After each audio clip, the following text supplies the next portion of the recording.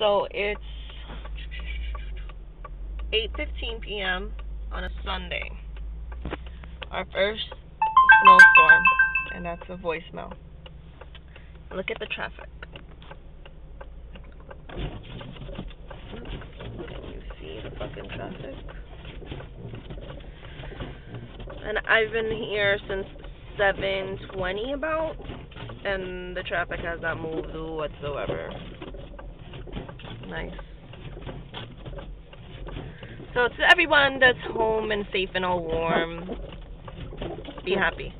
Because here it's shitty as fuck. But peace.